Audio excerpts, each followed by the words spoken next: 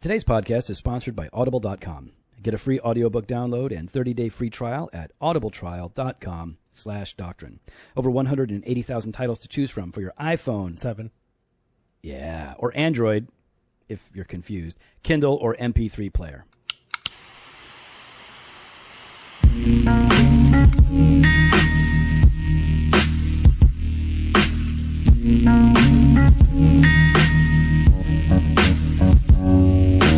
Welcome to Doctrine and Devotion, a podcast exploring Christian faith and practice from a Reformed Baptist perspective. My name is Joe Thorne. I am the lead pastor of Redeemer Fellowship. You're the lead antagonist. Yeah, you do. You raise your hands all the time when I'm talking. Yeah, so I can get I can get a word in. No, you're raising your hand so you don't forget the word that's in your brain. No, I do this. I have my fingers crossed. You do this. That's good pod right there. That's good pod. Yeah, I do this. Nobody can see what you're doing when you say that. They can envision it. Not if they don't know. They don't know what you're doing. No, okay, yeah. They're smart. Our people like when I do this. Yeah, see, they don't know what I'm see that doing. your hand is on your head. Mm-hmm. See, they knew that. I'm Jimmy Fowler, elder candidate at Redeemer Fellowship. Long-term elder candidate. Yeah, when's that going to be done? When's the next business meeting? Well, first of all, we don't have business meetings. We have members meetings. Oh, members. Okay. That's fine. Okay. We have fireside chats. We have, we do, man. It's nice. Cocoa, marshmallows, man, s'mores. Oh, it's really time. good. How's your week?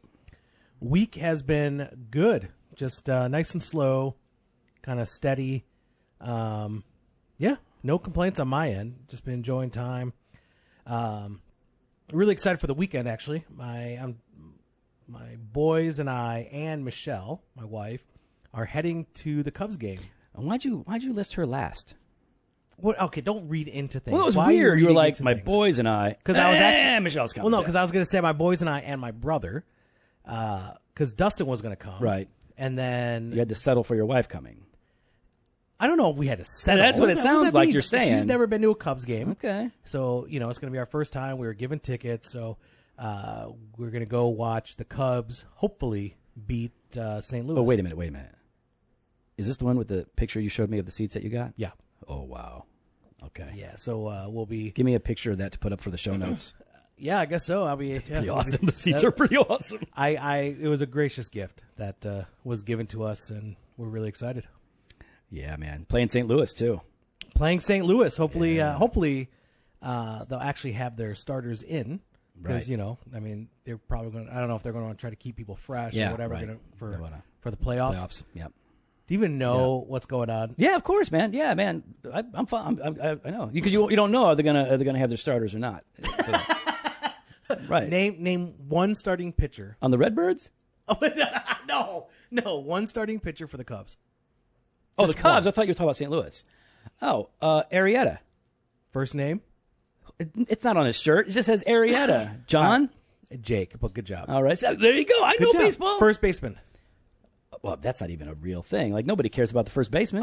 Yes, they do. First base is not a home run, son. Oh, my God. That's basic. Like, first base doesn't even count. First of all, that's called a single. That's Yeah, first base. That nobody cares about first base, second base, third base. Home run. Okay. Catcher matters. First baseman All doesn't right, do anything. name the catcher. Name a catcher. Johnson, No. Anderson. No. I don't know.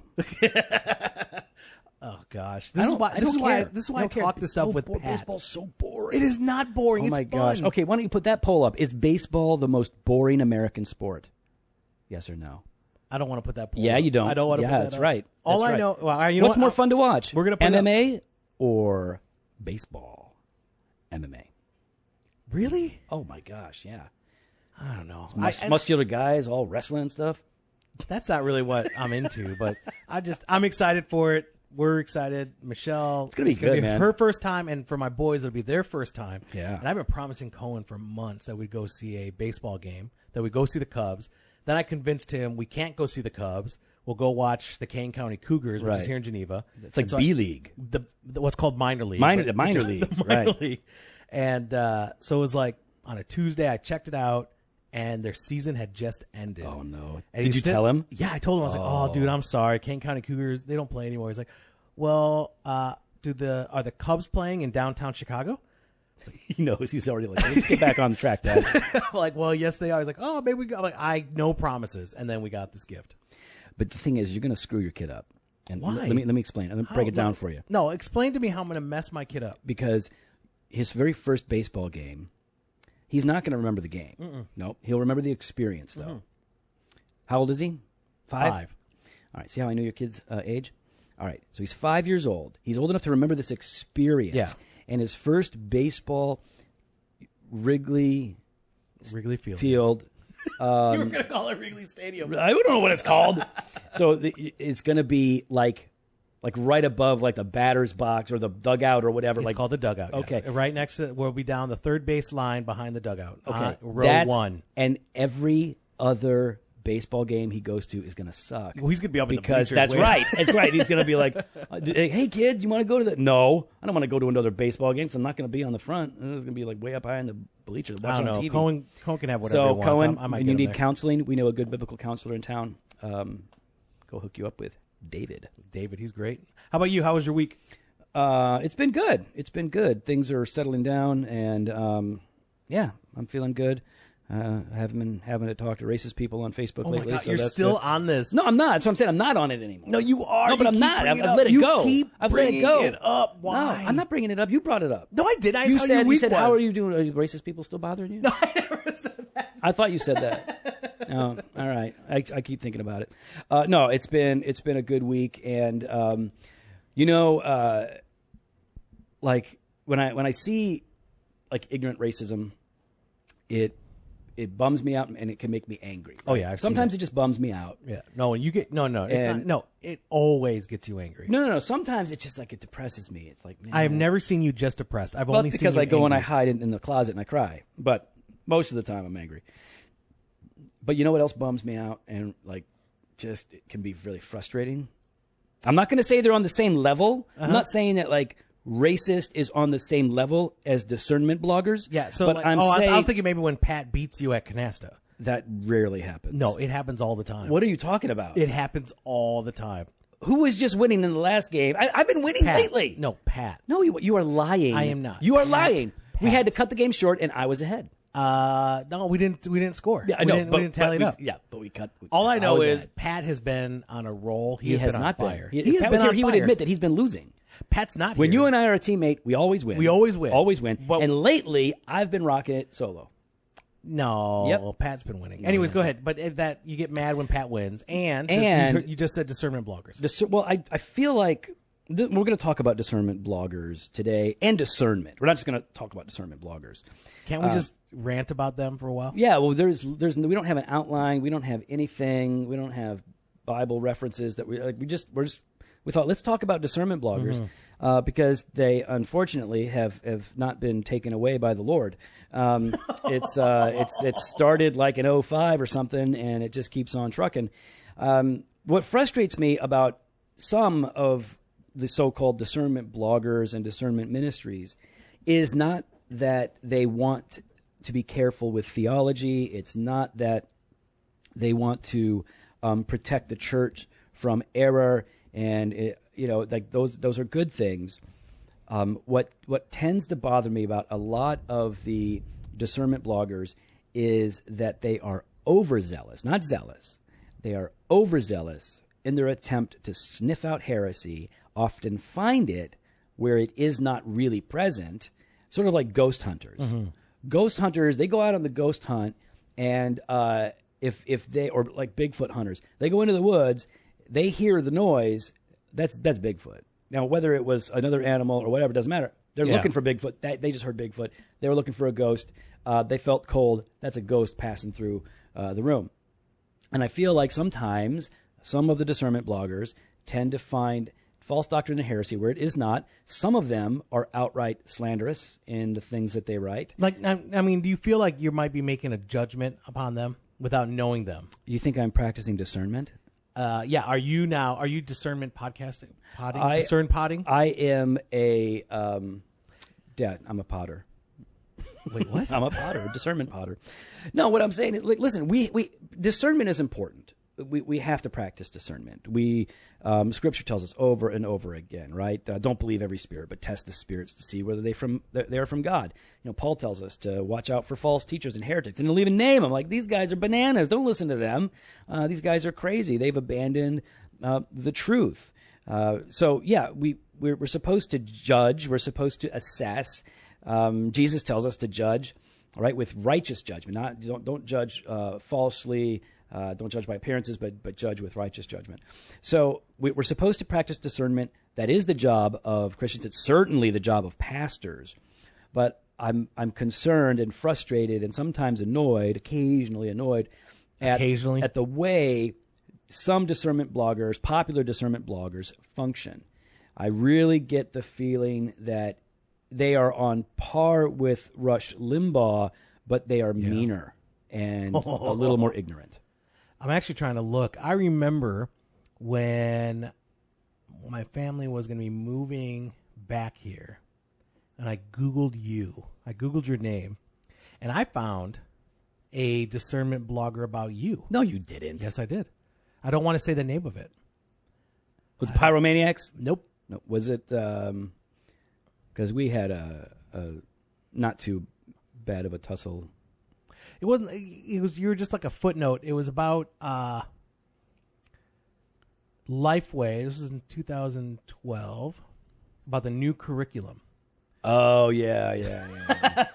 Okay, yeah. The Gospel Project. Nope. But that was the thing. But that's not the name of the website. Oh yeah, no, I know what website. Yeah. We're not going to link. We're not any linking of the to discernment bloggers. And I remember reading that, going like, oh, maybe. But people that I knew that knew of you and knew you better. Plus, in that thing, they're saying like, hey, this is like Calvinism. And it was all about the Calvinism. Yeah, they're all so mad, but they're like, I'm just going to say this part. Joe, quote, you know how we call you Joe freaking Thorne? Yeah. Their thing was, can I say it? Yeah, I don't know what it says. Is it all right if I say it? Sure. All right. Joe, preach the gospel to myself because I sure ain't preaching it to the lost, Thorne. Does it really say this?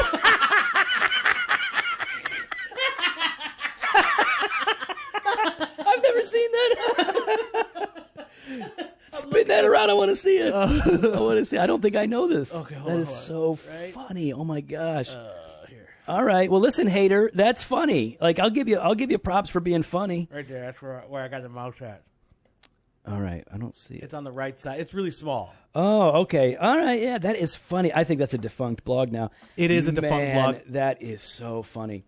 Listen, I don't even preach the gospel to myself, so because you sure ain't preaching to the lost. I'm lost, so I'm sorry. I had to look for that one because I remember it. Really funny. Oh my gosh, that is awesome. Yeah. So did I derail you? No. It's funny. Even then, I don't think he's trying to be funny. I think he's trying to be mean. Yeah. To me, it's funny because that's gold right there. It's funny. He doesn't think I doesn't know me. It doesn't know how I share the gospel or don't share the gospel. But there is a lot of vitriol out there. There's a lot of That's the main point. Recently, Andy Stanley was preaching a sermon, and in the sermon, he's got that southern accent, that twang, that drawl, whatever. Yeah. You know what I'm talking about, right? It's that thing that makes Northerners think Southerners are dumb. Y'all. They're not. Yeah. I know some. There's a couple of really brilliant Southerners. Maybe a couple. No, there is that drawl that people up here are less familiar with, and sometimes words can bleed together, and it's just you have accents if you go to the East Coast and all over the place. So. Who am I talking about? What's his name? Andy Stanley. Andy Stanley was preaching a message, and in this message, he said a sentence. He just made a statement. He said it kind of fast, and said it kind of fast. He said it kind of fast, and in there, the muddled up words sounded a little bit like he said the F word, and it did sound like it. I mean, but as you listen to it, he's not saying the F word, because you know enough about Andy Stanley to know that's not going to happen. It's not what he does, but he does hate small churches. But and here's the thing: I'm not an Andy Stanley fanboy. I disagree with so much of what Andy Stanley says. I really have theological, biblical issues with some of the things that he says, and I also think that we can learn from him in certain areas as well. But man, bearing false witness against your neighbor, the ninth commandment, is serious. That's right. And I feel like discernment bloggers are sometimes doing that. So one discernment blogger, or two, I think it was on two places, they pulled the video, they put it up there, and they had it on repeat, and they're saying, he's saying the F word. He's trying to deny it, but he's obviously saying the F word. And eventually they took it down, which I was surprised that they took it down. They finally understood the error of their way. Maybe they got pressure. I don't know what was up. But this kind of rush to judgment, like capitalize on the moment to get more clicks to your blog so that you can get more. That's all it is. It's clickbait. Yeah, it's clickbait. It's mean. I feel like some of those discernment blogger types are looking for a fight. Yeah. And I recognize it because I was that guy for a long time. I was the guy constantly looking to catch people in error, to point it out, to correct, to warn, to judge. And I felt very confident in myself and in my ability to discern. And the truth is whether I was theologically accurate or not, my heart was not right. Yeah. My attitude wasn't right. Ultimately, I wasn't building up the body. But I was making myself feel pretty good. And sure, there were some acolytes and some people that wanted to jump on the bandwagon, but really, it's not what God calls us to do. We're supposed to discern truth from error, to warn people of dangerous false teachers and wolves in sheep's clothing.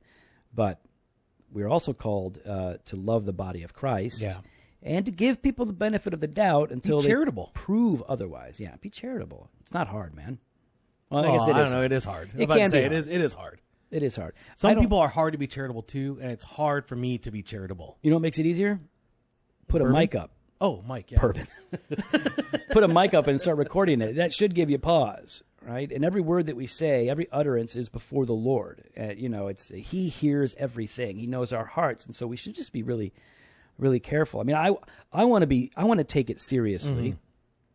When Timothy says, if anyone teaches a doctrine, Paul says to Timothy, if anyone teaches a different doctrine and does not agree with the sound words of our Lord Jesus Christ and the teaching that accords with godliness, he is puffed up with conceit and understands nothing. He has an unhealthy craving for controversy and for quarrels about words, which produce envy, dissension, slander, evil, suspicion, and constant friction among the people who are depraved in mind and deprived of the truth, imagining that godliness is a means of gain. So he's talking about a particular group here of false teachers, and we need to be able. Listen, I will call out Creflo Dollar. I will call out people that are preaching a prosperity gospel, a false gospel, and because I believe them to be outside of the church.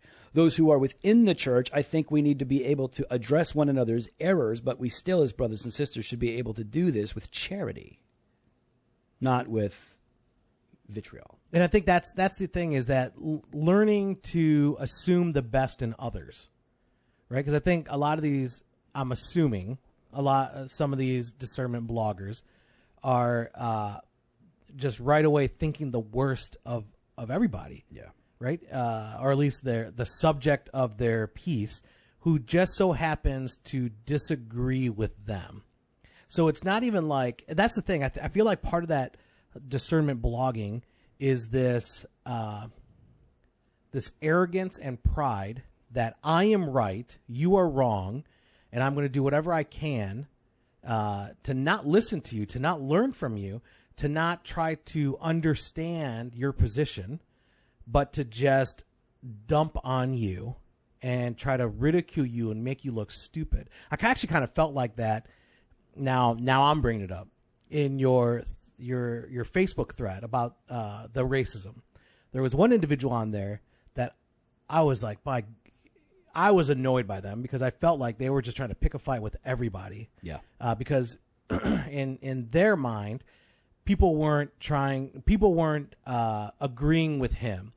And even as he was talking, it's like, hey, just agree with my point, and then I'll listen to you. Well, that can't be your first position. Your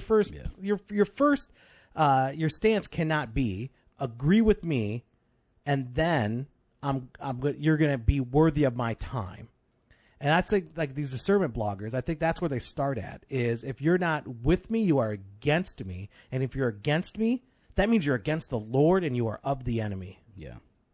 Yeah, it frustrates me. It frustrates me because I feel like there's so much that we need to do. There is so much teaching that needs to be done. Yeah. There is so much encouragement that's needed. And there is false doctrine that we need to point out, call out, and warn people about. But there's a difference, though. They're muddying the waters and confusing people. And like some people, like some of you guys, you'll read the Discernment blog, and again, I'm sure that there are other blogs that might fall under the category of discernment bloggers that aren't bad. I'm not talking. I have a few specific ones in my mind, and I know which one you're thinking of. So, but some of you guys will read discernment bloggers not because you agree with them or not because you think they are good people, but because you love the drama. Ooh. Some of you read the discernment blogs because you are like, that old lady that likes the tabloid. Like you got to read those funny stories, those crazy stories. None of it's real, but it doesn't really matter because it's exciting or it's humorous to you, or in some ways it is satisfying. See, and I've been guilty of that. We all are. I'm gonna. It's okay. Is it all right if I name things? Yeah. All right. I know I had to repent of my sin in that.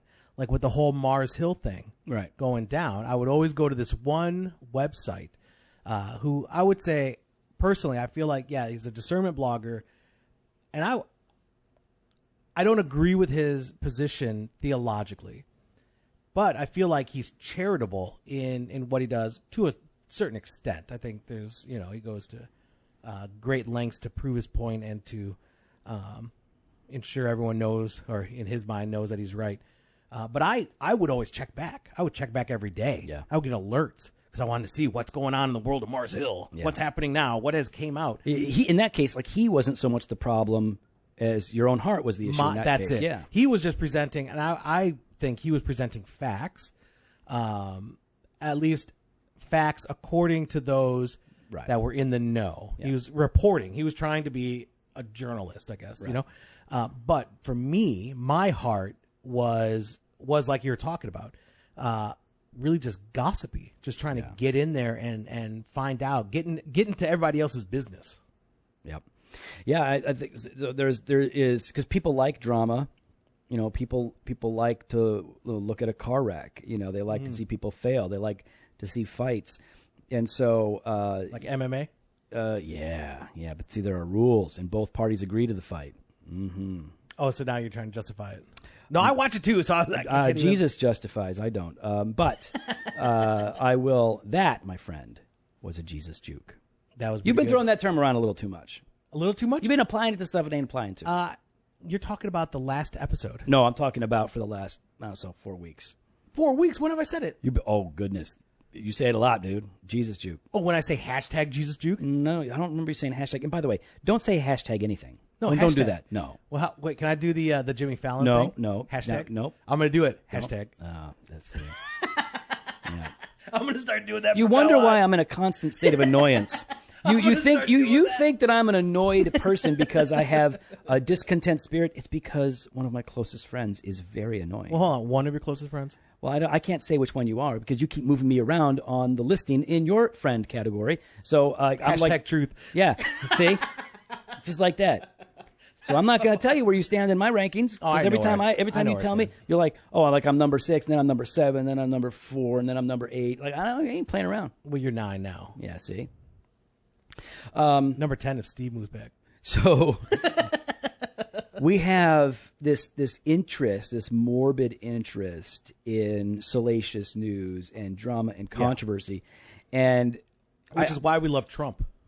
Oh, listen. No, I'm being sincere. I love Trump. It is entertaining. It is really sad. And I'm not going to vote for Trump. I'm not going to vote for Hillary either, you crazy people. And I'm not. Okay, anyways. Let me just say this. Anytime Trump comes on the TV, I'm listening. Everybody gets quiet. Shut up. Trump's on. What's he going to say this time?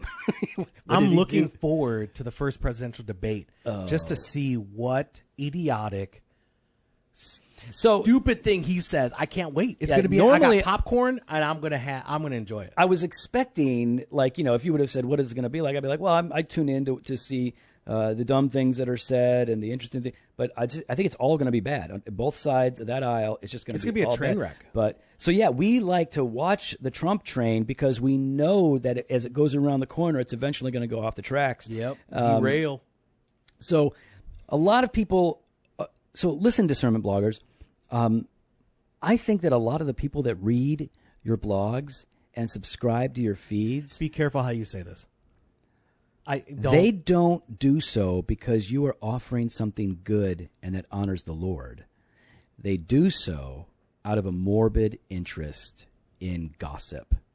I think that's fair. So, not everybody that subscribes and not all discernment bloggers, but that's something I think that is oftentimes true. Yeah. And some of you are like me. Now, I used to read a couple of blogs like that, and not because I was interested, but I was because I was angry with, and it's like I had to see what stupid thing they were saying next. So I wasn't so much interested in like who they were attacking as much as what thing did they say this time that I'm going to have a real problem with.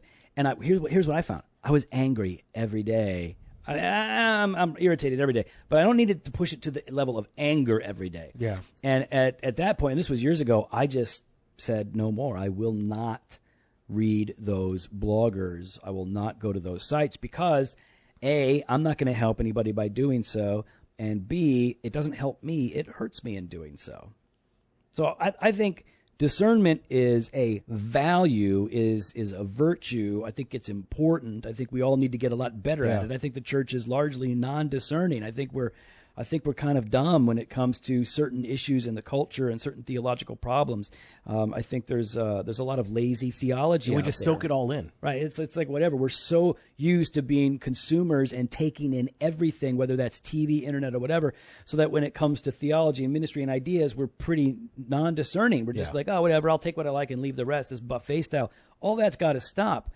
But let's be careful to maintain a heart that is filled with the love of Christ, so that we do have a passion for the truth and a hatred for falsehood, but also that we would have a shepherd's heart, that where we would seek to take people by the hand and lead them to the truth instead of shaming them or blaming them, oftentimes when it isn't justified. All right, man. Well, listen, for those that want to get in on the new craze, everybody, all of our listeners are doing it. If you aren't on the Audible party bus, you are missing out. Listeners of Doctrine and Devotion can sign up with Audible, get a free audiobook download. You can get any book you want. They've got 180,000 plus to choose from, and you get that for free. You sign up for the 30-day free trial of the service, so you can check it all out. You can cancel at any time, no penalties, no fees, and you get to keep the book. And what we're recommending this week is Counterfeit Gods by Tim Keller. Whoa. And he reads it as if he's Dumbledore, I'm pretty sure. So it sounds really cool. Pick up that book. It's a good time. You can download this and sign up for the service at audibletrial.com/doctrine. So, Joe, then, how do we grow in discernment? Well, start by unsubscribing to those blogs. Discernment comes with greater familiarity with the Scripture. Discernment comes with greater familiarity with church history. These two things combined really set you up to see how things have played out in the past and what's happening today. It helps you to see how the church has handled theological and moral controversies in the past, so that you know what's likely to happen or what maybe should happen today. So I think church history and a good grasp of Scripture is really good, and with that, of course, biblical theology. And I think you're right. Like Hosea 14:9 says this: "Whoever is wise, let him understand these things. Whoever is discerning, let him know them, for the ways of the Lord are right. Yeah. And the upright walk in them, but transgressors stumble in them." Right. And so if we're not rooted and grounded and looking to Scripture as our authority, as the lens through which we engage culture and what we're reading online, we're not going to have discernment. We're going to lack discernment to see what is true, what is not, and even be able to see through the crud to get to the heart of truth. Yeah, definitely. I mean, we should be able to understand. I mean, something that we talk a lot about here at Redeemer, especially with our the men that are called to ministry and we're training them, is when you read a book or watch a movie for that matter, or listen to a sermon, or read a blog post, ask, how is this right and how is this wrong? Both. In what ways is this correct and in what ways is this incorrect? That's going to help you to be a little bit more balanced. So I agree. We need to be careful. We need to be charitable. We want to let the Scripture be the very thing that sets us on a course for what we will and won't deal with, because a lot of discernment blogging is not focused on biblical truth, but they oftentimes dial in on secondary issues or third-tier issues or peripheral issues that those outside issues, way at the outside of the circle. Tertiary? There you go. Yeah. So, like, they're dealing with those issues as if they are of absolute clarity and certainty, as if they are core fundamental issues. So what are some of those examples? When instead of dealing with the theological argument or position of an opponent, they focus on the fact that he smokes cigars or is overweight or is,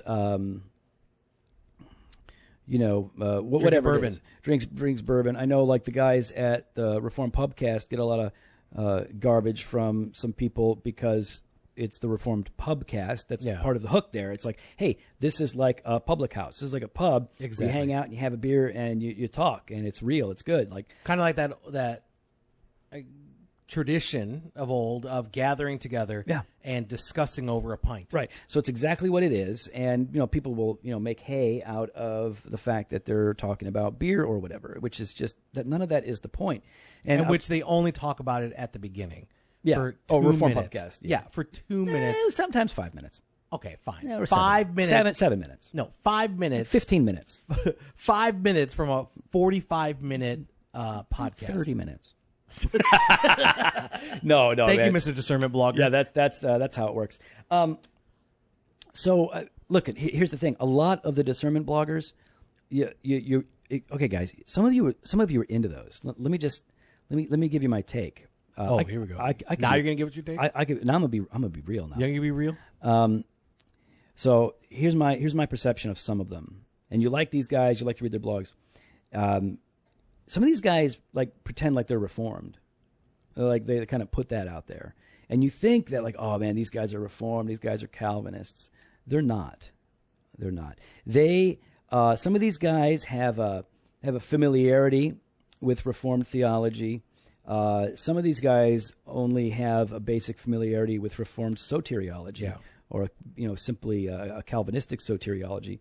But really, when it comes down to it, I see them as angry fundamentalists who simply wear Calvinist T-shirts. I don't. They wearing the spurge. They do not. No, they're not allowed to wear the spurge. That's righteous wretch. That's only for the legit people. Oh, that's right. So pay attention to not just the things that they say they believe, but pay attention to the things that they say and the way that they say them, because that matters. I'm learning that the hard way. It matters how you say what you say. And I think what you're going to see is sometimes they look a little more like Fred Phelps than they do the Apostle Paul. Mm-hmm. I'm not equating them. I'm just saying sometimes they look that way. So I'm thankful for those blogs and those writers who address issues and theological errors and do so with scriptural clarity and theological rigor and an understanding of the people and the issues involved without being unnecessarily mean. And that's divisive. Philippians 1:9-11 talks about that. And it is my prayer that your love may abound more and more with knowledge and all discernment. So that they go hand in hand, right? Here you go. Joe needed the lighter. That your love may abound more and more with knowledge and all discernment, so they're hand in hand, so that the result of which you may approve what is excellent, and so be pure and blameless for the day of Christ, filled with the fruit of righteousness that comes through Jesus Christ, to the glory and praise of God. Those are the verses. Those are the verses. Those are the verses. Those are the verses. And that love may abound more and more. And I think that's where, whether it's a discernment blogger or a church goer, you saying you have the gift of discernment without love for that individual and love for God is not discernment. It's not biblical discernment. It is just you're just a jerk. You're just a jerk. That's what that is. That's just the reality of it. And I know I've been there, and I know you've been there. We've been there. I still go there to visit. I don't live there anymore, but I'll visit. Yeah, but you like to spend a lot of time there. A vacation. I'm up to a few weeks now. A few weeks vacation months. there. Yeah. No. Timeshare. You got a timeshare. You go there 4 times a year. But yeah, we just become jerks if we don't have love. And so if you really feel like you have to question yourself, if you're not loving them, you're not really discerning at all. I think that's good, man. I think that's maybe the most poignant thing that we've said in the whole thing. I think that's really, really helpful. It's helpful for me. And bottom line here is, guys, is we, like Jimmy and I, need to take in those things that are going to build us up in the faith. And sure, there's a place for recreation and entertainment. We value that. We think there's a good, healthy place for that. Yeah. And we'll do a podcast on that. But we also, when it comes to truth and those things, we got to be selective. There is a limitless amount of information out there online and in print that we can take in on any given day. And we only have so many hours in a day, so many minutes that we can spend with that. Don't waste your time with the things that are not going to help to make you humble and holy. Ignore those things, stay away from those things, and instead focus on those resources that are going to encourage you in faith and in godliness. And spur you on into godliness. Yeah, that's what we want. And I'm hoping by the time I'm 65. Which is what, next year? Oh, dude, come on. What? Wow, that's mean. You just turned 64. I did not. You did too. Before I grew the beard, like when I grew the beard out for the first time, I don't know how many years ago that was, 2011, my wife said, "You look like you're 50. And then I had to wear glasses, and then she said, "Now you look like you're 60. I've got a photo of you. What are you talking about? The photo of you when you were lost and confused. We're at La Vida. Oh, first of all, I wasn't lost. I knew where I was. Okay, all right, but you couldn't figure out. You couldn't remember. Oh, that's right. I couldn't remember my your sister-in-law's name. Yeah, you couldn't remember your sister-in-law's name, and you had this like dumbfounded look. Emily. Okay, you finally remember her name. I just got it. After a year and a half, you finally got it. But man, you looked so dumbfounded. And actually, I put a photo of it side by side with the old dude from Up. You remember that? I don't remember. No. It made me laugh. I was too busy not preaching joy. the gospel to lost people. Well, yeah. I can't believe you brought that back. I was trying to find a way to bring it back at some point. Well, if you send me that picture, we'll get it up. I'm getting it up. We'll get it up on the show notes. You guys have already seen it. Maybe you've already seen it. I hope you've already seen it. We are taking pre-orders for our very first digital content. It's called Doctrine, Devotion, and Evangelism, a conversation with Ed Stetzer. This is 3 video sessions where Jimmy and I sit down with Dr. Stetzer and talk to him about evangelism. And Jimmy, how did it go? Yeah, it went really well, and I think you can tell as you watch it just how at ease Dr. Stetzer is, talking with us, especially just because of our relationship and, the friendship that Ed and I have. You and Ed? Yeah, Ed and I. I think... Well, we're colleagues, peers, brothers in arms. Pretty sure he says in that... Here's something that he says. Ed says this. I remember this quote. Ed looks at Jimmy at one point when Jimmy's talking, and he says, I think we've never met before, and that's a good thing. I don't think I've ever heard him say that. That's a quote. That was not a quote. Yeah, it is. Look it up. It's in there. I don't remember that part. I would have cried. So, yeah, we had a great time, and we were able to talk to Ed, who is one of the greatest missiologists alive. We were able to talk to him about evangelism in the local church, evangelism as Christians, what's so hard about it, and he even challenges us as Reformed Baptists, didn't he? Yeah, he really challenges us in why some of us as Reformed Baptists do not engage in evangelism, why we do not do the work of evangelism, why we try to hide behind certain doctrines or certain misunderstandings of doctrines. And so, yeah, it's really challenging. Some people are going to really not like what Ed has to say, and that's a good thing. Yeah, because they're babies. Well, They no, can't it's just handle because they're it. being challenged No, they're in big their babies. understanding. It is good, man. Yeah. And it's good. It's good, encouraging, and yes, it's also challenging. And the reason we're doing this is because we could have just had Ed on the podcast, but a lot of you have asked, how can we support the podcast? We want to support the podcast. Can we send you guys money? And we don't have the Patreon button. We're not doing all that stuff. Yeah. So what we're going to do from time to time is release some special content, video content that you can purchase. Now, this 3-session, 90-minute video interview is only $15. You can pre-order today. You can follow the link here in the show notes. So go to doctrineanddevotion.com, find the show notes, follow the link. You can pre-order it if you want to support us. And I promise you, this conversation that we had with Ed is really, really good. So make sure you grab it. Well, Jimmy, if people want to support the podcast here, Doctrine and Devotion, what can they do? You can head on over to iTunes or whatever your podcast feeder is. You can leave your honest 5-star review. We enjoy reading those. We enjoy seeing those. We do take the critiques that you have in there seriously and try to implement and change kind of how we're doing things to better suit and to be more edifying and encouraging. Yeah, for what it's worth, when you tell us to be more awesome, it is like, that's good. We like that. But we can't do that because we already are. We're pretty much at a maximum level of awesomeness. You can follow us on Twitter and Instagram at Doc and Devo, or you can go find us on Facebook /Doctrine and Devotion. You can head on over to our website, and there is a Contact Us page. You fill out the form. You can leave us your comments, your ideas, your critiques. We read those. We do get a lot of messages from email, Facebook, Twitter, and Instagram. We try to answer them whenever possible, but we do read them, we do pray for you, and we do store them for future episodes. And you can tell a friend. Yeah. And let them know. You know what? Some of you even send us post mail. Thank you. Alexi cigars. Dalatov sent us a box of cigars. Oh, yeah. All right, so let me just say right now, he is the number one supporter of Doctrine and Devotion. Thank you, sir. We appreciate your contribution. In fact, we're smoking them right now again. Yep. So, Alexi, that was awesome. You know, Jimmy, you know what makes this podcast possible? I don't know. What does make it possible, Joe? Well, the Lord, of course. The Lord. Yeah. Oh, thank you for Okay. Hashtag Jesus Juke. Yes. Yes. You're going to need to go time out. Calm down. All right, so after the Lord, what makes this possible, of course, is us. Okay, but then after that, cigars. Because we're powered powered by cigars, as you see on the website.